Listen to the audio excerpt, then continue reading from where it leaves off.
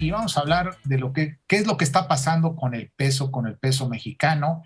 Se fortalece esto, a su vez de que se fortalece, reduce la inflación que tenemos pues ya alrededor de algunos meses hacia acá. ¿Qué es lo que está pasando realmente? Y para eso está Luis Miguel González, más que nadie el mejor experto de que nos hable respecto a esto. ¿Cómo lo ves, Luis Miguel, el peso mexicano? ¿Vamos bien? A ver, para mí es un tema que yo diría es uno de los pocos temas económicos densos que la gente de la calle está enterada con un nivel de detalle.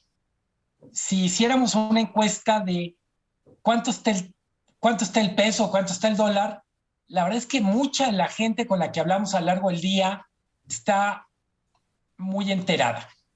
Evidentemente, todo mundo está enterado que ahora, esta semana, el peso está más fuerte, es uno de los momentos más fuertes en las últimas semanas, en los últimos meses. De hecho, está en niveles similares a los que tenía antes del COVID. Entonces, básicamente para mí hay dos cosas que son importantes de entender. ¿Cuáles son las razones por las que el tipo de cambio del peso frente al dólar se ha fortalecido? Empiezo por la más evidente y es el dólar se ha debilitado frente a otras monedas en el mundo.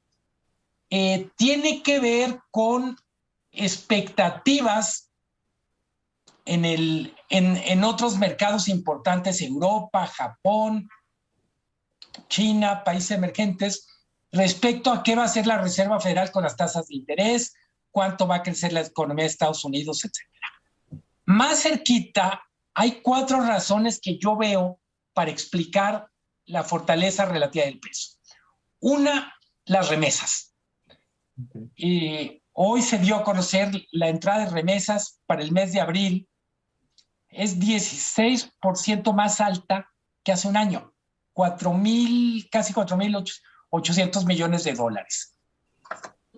Si esa cantidad nos parece importante, vamos poniendo atención a otras variables que son muy interesantes. El número de turistas extranjeros que llegó a México en el primer trimestre está ya casi en los niveles de prepandemia. 5.220.000 personas llegaron vía aérea a México.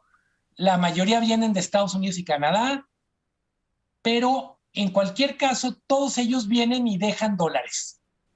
Se calcula más o menos que un turista extranjero, cuando viene a México, gasta alrededor de $1,000 por semana. Evidentemente es un promedio, hay unos que gastan mucho más, los que llegan por vía terrestre gastan menos, pero nos da una idea.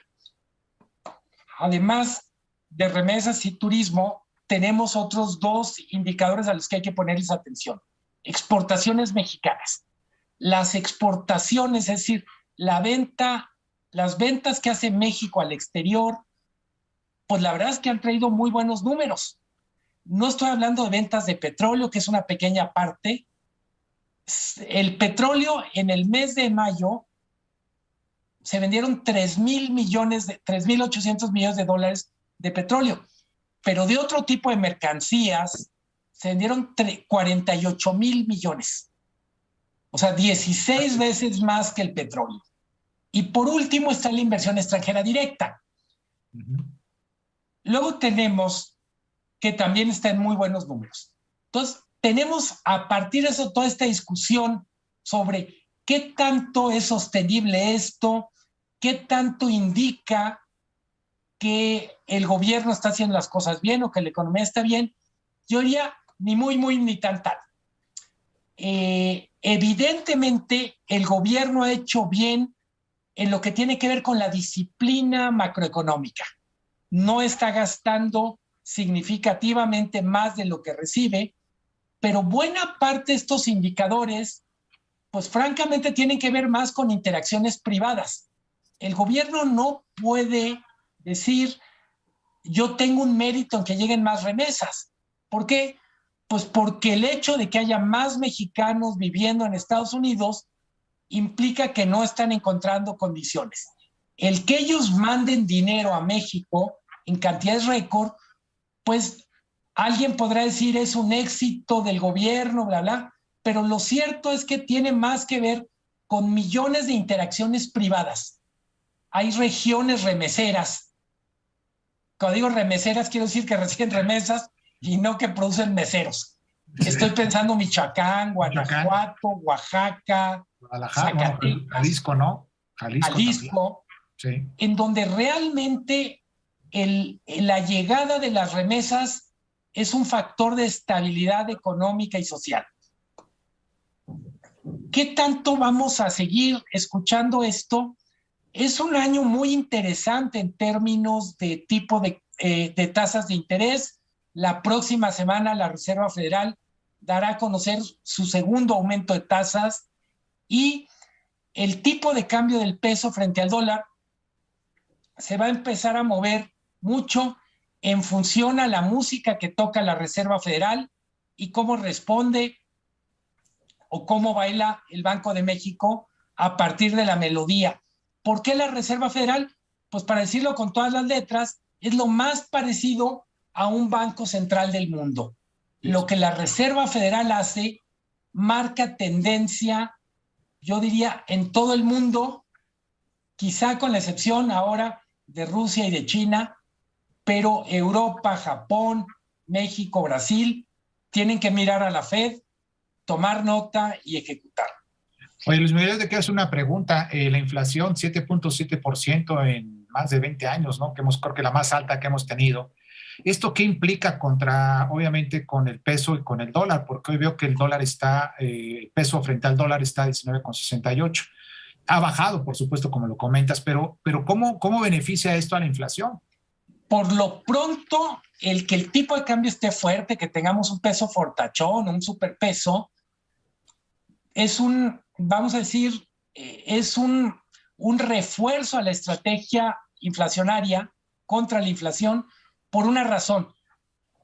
Piensa tú, Bernardino, Luis, Marco, la gente que nos está viendo, cuánto de lo que consumen es directamente importado, es decir, que está tasado en dólares. Para empezar, las computadoras, los teléfonos, la ropa deportiva, mucho de la comida.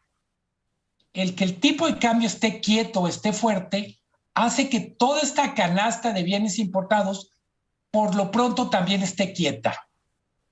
Si se empieza a mover el tipo de cambio, aunque sea poquito, vamos a ver que se incrementa la presión inflacionaria.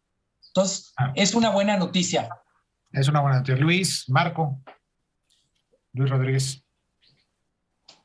Marco, adelante, Marco. Sí, vi que alzó la mano Marco. Adelante, Marco. Yo creo que estamos viviendo un momento muy, muy delicado en nuestra economía y este elemento que es el dólar tiene uno de los papeles más importantes en materia de remesas. Estamos llegando a niveles históricos y ante, la debilidad que tenemos actualmente internamente para impulsar la economía, esto está haciendo la diferencia en muchas regiones del país. Esperemos que siga creciendo, pero estamos dependiendo otra vez de factores externos y eso es preocupante. Factores externos que la pandemia, Ucrania, la guerra contra Ucrania. El desempeño de la economía de Estados Unidos, ¿verdad? Exacto. Sí. Perdón, Luis Miguel. El desempeño de la economía de Estados Unidos es la variable externa más importante, muy por encima de la guerra de Ucrania. Con toda la importancia geopolítica que tenga la guerra de Ucrania, el movimiento del PIB en Estados Unidos nos pega más. Mucho más, efectivamente, Luis Rodríguez. Y lo cierto es que la estabilidad del peso, como bien dice Luis Miguel, es la cuestión que más cercana tiene la ciudadanía y la que más presume este gobierno, ¿no? Porque de esa estabilidad no pueden presumir los gobiernos anteriores y lo cierto es que en lo que va del sexenio ha habido cierta estabilidad. Y es la carta principal con la que el gobierno argumenta que las finanzas públicas se encuentran sanas, ¿no?